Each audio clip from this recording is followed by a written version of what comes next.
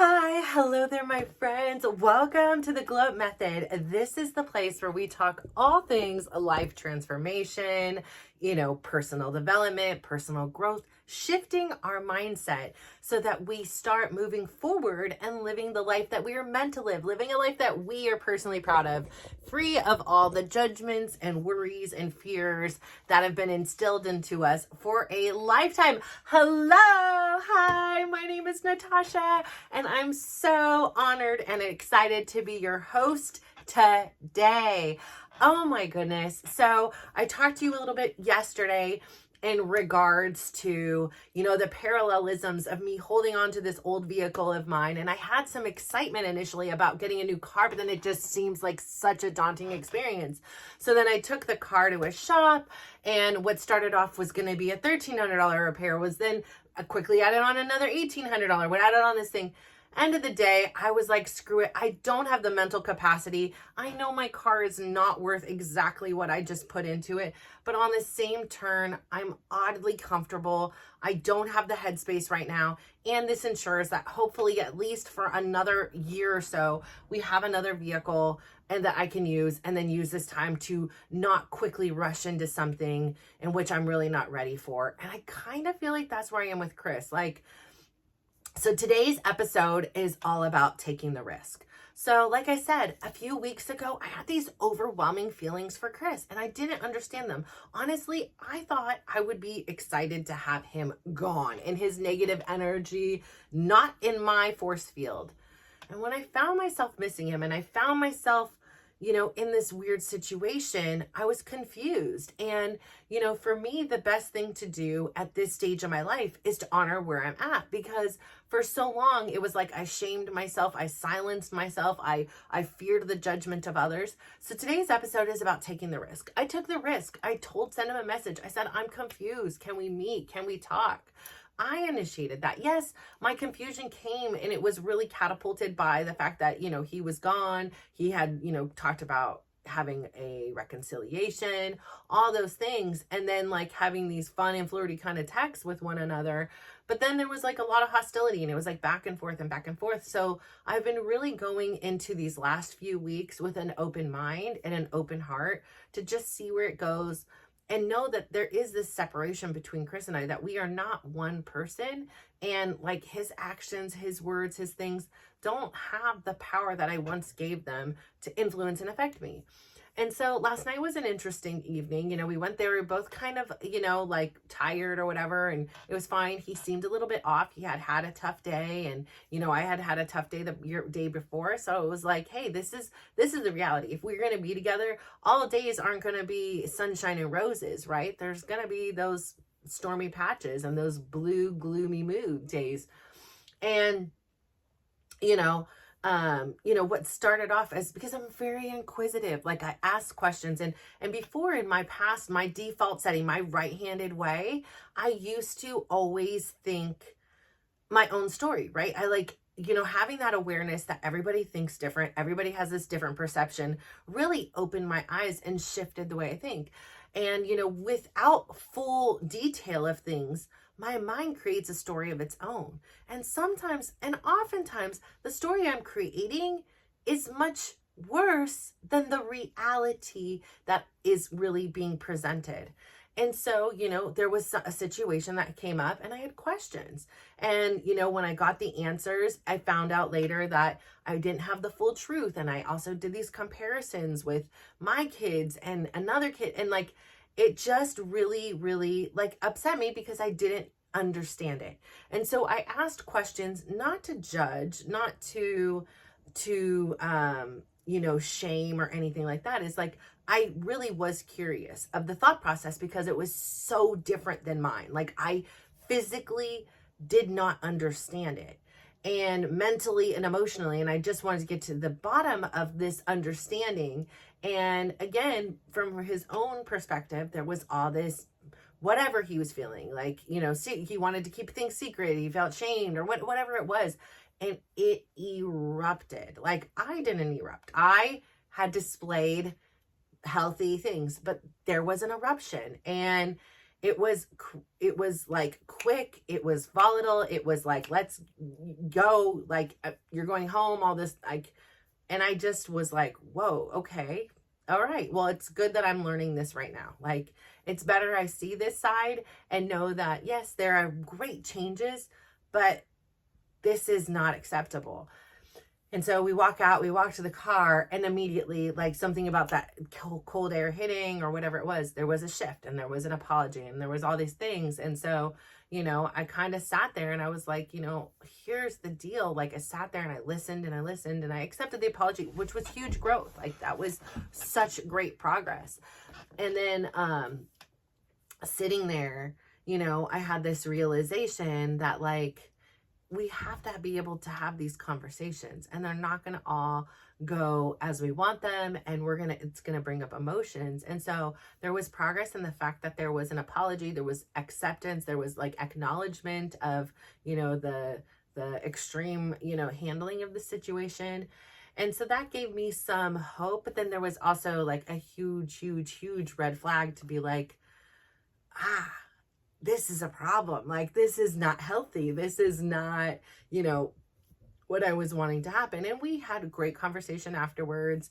It wasn't too, heavy or anything, just kind of, got to the bottom. And it was like, if this has any chance of working, we need to be able to talk about things like this when they come up and it not be an eruption every time. And I get it. We don't want to have these conversations. Who does?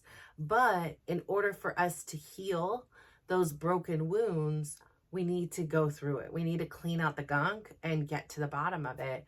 And I know that, like, he doesn't want to cause me pain, and he has shame, and whatever his experience is, creates this reaction, right? This is his response to it.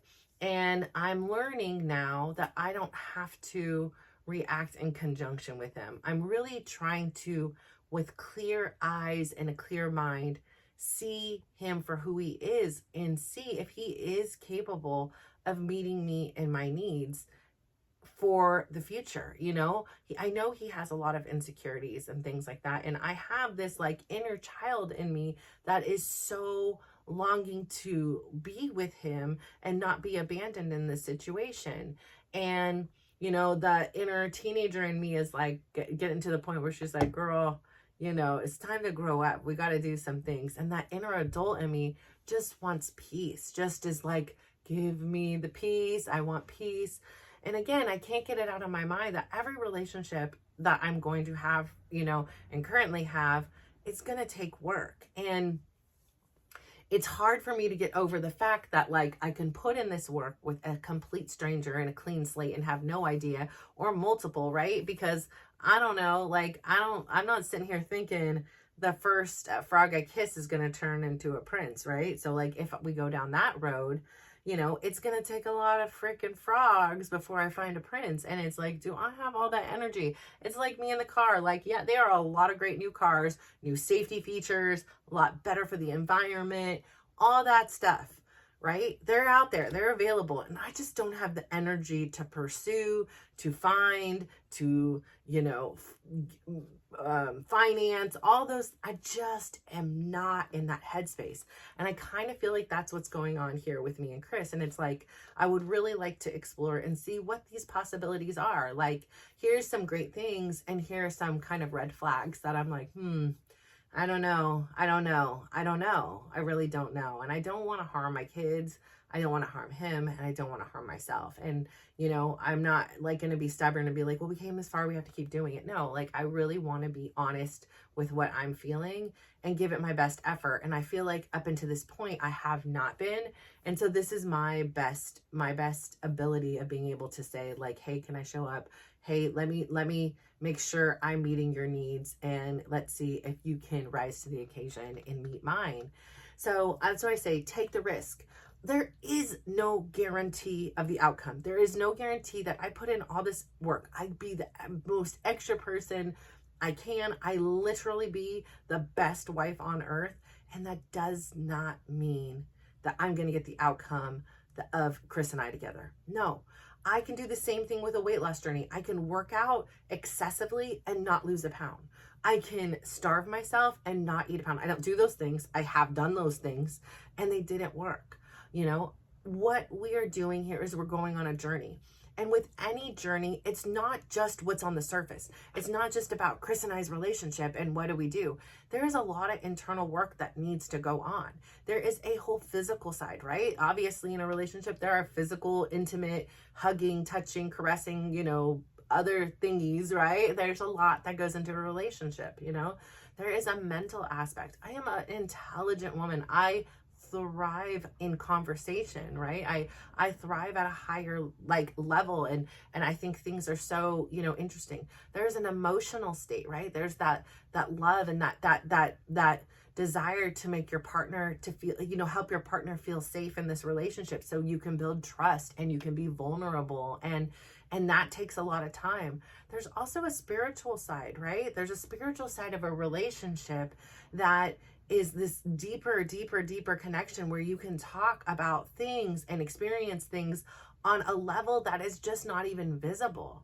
And then there's this part of the relationship about your dreams and your goals and your aspirations for what you want the relationship to look like, what you want your future to look like, where do we want to be in a few years.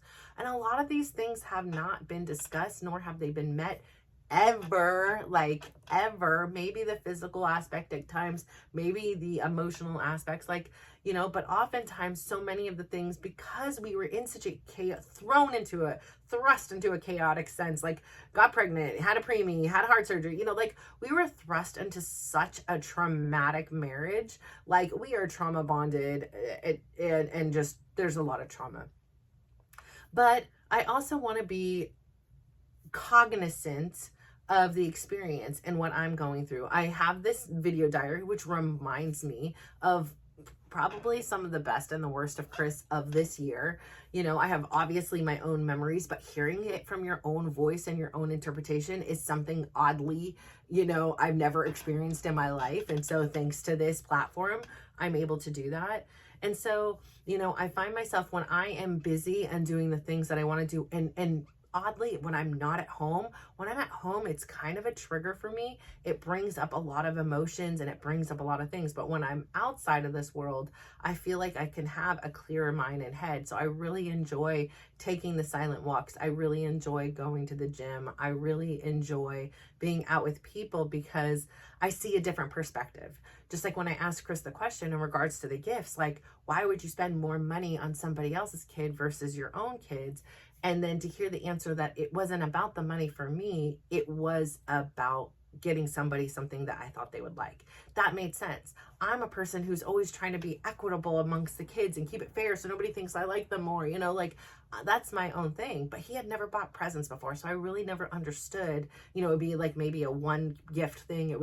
He never did any of the holiday shopping. So, you know, hearing his point of view was a reminder that everybody has different perspectives. And just because I do things an equitable way, it doesn't mean my way is superior to his. It just opens my eyes to the fact that we are different. And I want to understand that and honor that and not judge him based on his opinions and beliefs. That's totally fine. That makes sense to me. That's not worth arguing over. That I can believe. I could never do it. I could never spend some more money on somebody else's kids other than my own. That is me. That doesn't mean he's right, I'm right, you're wrong, whatever it is. It just means we're different. And being able to communicate those differences and have a level of respect and understanding is extremely important to me. And, you know, so there's so many ways in which you can take the risk. Like I said, we're coming up to the 1-year anniversary of me sitting in this chair, unprepared, not knowing what to do. And I was like, just do it. I'm tired of every day being like tomorrow, next year, next week, next month, and then it not coming. The same went with my weight loss journey. It was like, no, I don't care that it's not a Monday. You're starting now. And, you know, the same thing within the journey where it began from walking to taking the courage to doing a YouTube video, to having the courage to start intermittent fasting, to having the courage to joining a gym, to having the courage to actually walk into the gym. And even though I had imposter syndrome and I felt like I didn't belong and I needed to like call 50 gyms to say, what do people wear and what do they do?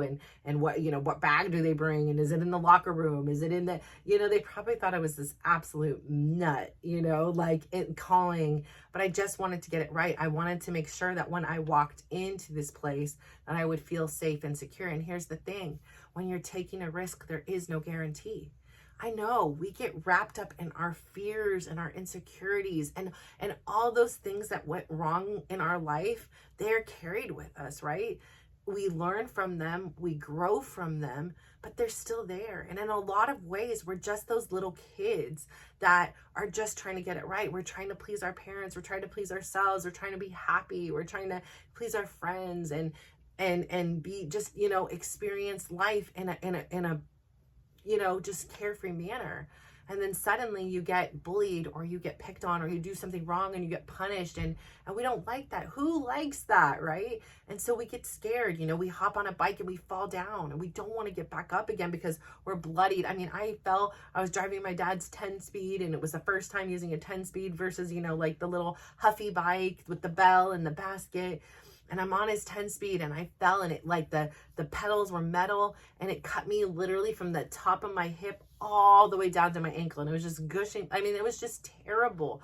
And I was so afraid to ever hop on a 10 speed again. And I just had to learn how to do it. Like, it was either, my choice was you never ride a bike again or you face your fears. Yeah, you might fall down. And if you fall down, and when you fall down, it's gonna hurt, but you're gonna heal. You're going to come back, and you can come back stronger, and know that that fear of falling is still there, but it's in a different way. You now know, I fell, but I was able to get back up again, and I can ride my bike now and know that if I fall, it's going to be okay. Hopefully, right? Like, I mean, some things is different, but overall, you know, it gives us this sense of, I've done it that way. And so, you know, here it is. Here I am. I'm in a weird place relationship, you know, where I am my husband's girlfriend in a sense, and we are dating, and there is no assurances that this is going to work. And maybe we will both get our hearts rebroke again. I don't know. Or maybe one will and one won't. I'm not sure. And that is the risk I need to take. Just like I took the risk to fix my car instead of going out and spending an umpteen amount of hours trying to narrow down what kind of car I want, find the dang car, finance the car, all while I have a lot of real life other decisions to make up that are not with a car. Again, I do believe in divine intervention.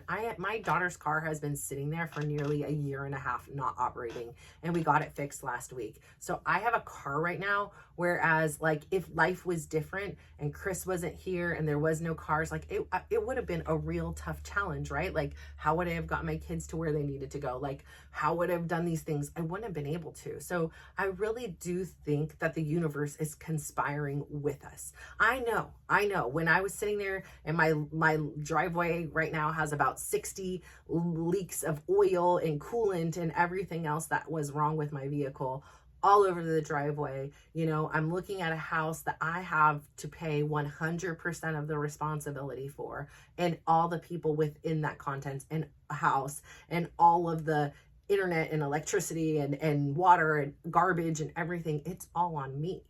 And that was not lost in that moment. And I was just like, I did say that 2025 is about new beginnings. And while my new beginning right now in my relationship may be with an old book, it is a new me. I am showing up very different in that relationship than I ever have before. I cannot control Chris when he goes back and reverts to his old ways. But the fact that he caught it, and the fact that he, you know, came to his own apologies, came to his own, I'd like you to stay, like, those things shows me there is growth. There is possibility. There is potential there. And I don't want to fall for potential, right? I don't want to fall for what he could be, but I'm really watching who he is showing up as. And I appreciate that. And, you know, so I want to remind you to take the risk. You know, a lot of my projects and things like get sidetracked because there's something hot and new. You know, right now it's Chris. You know, in the past it's been a kids knee surgery. In the past, it's been a daughter. In the past, it's been a relationship with my mom, or it's been a relationship with my siblings, or, helping my uncle and aunt. And I'm so quick to just abandon myself and just go to whoever else needs me. And so right now I have this really insecure kind of feeling within me where I'm a little bit destabilized from everything that happened because I didn't see it coming. I wasn't, and while he may have said it a million times, it wasn't something I really believed was happening. And if I did, it was now. And if it was to happen, I thought it would be handled completely different. Why? I don't know. He's never showed up in that way. So this should be more of a, should have been more of the expectation than not.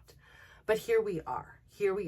And all I can do is honor what my experience is, because this is what it is. This is what it is. It is my life. And I know somebody can judge me, and I know how easy that would be. I'm giving them a ton of ammunition. I'm giving you all people scratching their head like, what's going on? Like, you just said this is unhealthy. But here's the thing. There are some things that are deeper than what you see on the surface. I had a great conversation with my daughter yesterday where I just said, finally, like, I want to give you transparency. This is where we are. And I don't have any promises. I don't have any ideas of what's going to happen. But all I know is I have to honor this. I had every reason in the world to dislike him. Yet there was still something that held me on. And I know within time that that heart would heal, right? I know in time, that would be a non-issue. But for right now, this is where I am and where I need to be focusing my energy. And it's unfortunate because I know I'm making that choice. The more energy I spend there and figuring it out, the less I do on other projects. But I think in order to get to this place on my other projects, I need to figure out this foundational thing first for myself.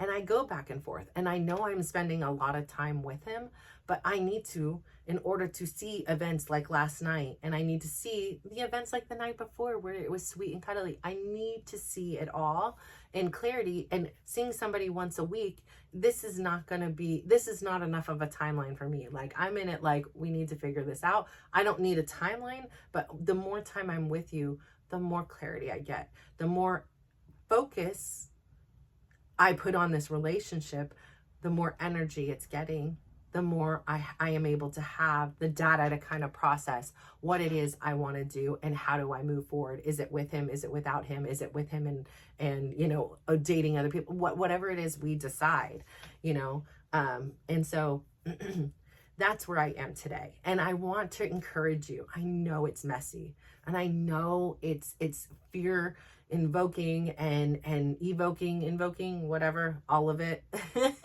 But I know we are afraid often to take the risk. Risk in itself is this scary word. It's unsafe. But I really do believe good risks are worth it. I do like to take calculated risks, like I'm going to fix my car, get it done, stick it on a credit card, get it fixed, know that I have something I can safely transport my family in. And then I also have the time to investigate and say, hey, I'm going to keep this one, but I'm also going to go forward and find something else that will better fit me and my future. So I say all this to say, I really encourage you to take a risk. What is something that you've been playing it safe? Have you been, staying at a job, doing things? Take the risk. See what's out there. Take a calculated risk. Get the car fixed and then go car shopping. Whatever it is, take a calculated risk. Talk, through things with your relationship. You show up different. And I know that there's no guarantee that the other person is, but if you show up differently, then you did your work. You did everything you possibly could in your power. You controlled your controllables. You cannot control another person. You can't. You may want to, you may try to guide them and sway them. And for years, believe me, I thought I could control every situation. And what life has shown me is every time I thought I had an ounce of control in my life, bam, it was put upside down on its head. Anytime that I'm like, I feel happy, I feel in peace, bam, something has come up and there's a new controversy, a new topic of interest, a new something that is getting my garnering and getting my attention. And so I really, really encourage you to go out there, take those risks. Stop playing this life too safe. You know, at the end of the day, if you're playing a safe life, there's a high probability you're going to end up in your deathbed and you're going to have a life full of regrets of things that you just didn't do. And why not? So I encourage you to do that. Please share below, what risks are you going to be taking this year? I really love to hear it and support you in your journey. Once again, I'd like to say thank you so much for tuning in. It means the absolute world to me. I adore you. I am grateful for all of you 110 followers. I love it. I am subscribers, whatever we want to call them. I am so grateful for it. I really want to keep putting more energy into this. I have a lot of projects I'm working on, and so I'm running thin on top of trying to figure out my life, which is just a a dandy thing to do. However, I believe that I can handle it all, and I believe you can too. We are here to support one another. We are here to grow together. We are here to share our stories and our wisdom, and so that we're not alone. You're not alone in this. What you're experiencing may be different than what I'm experiencing, but at the end of the day, it's the same feelings, it's the same emotions, it's the same thing. We are in this together. So thank you so much for tuning in. Please go out there today, give somebody a big smile, give them a compliment, and just watch how they glow up. So thank you. Bye.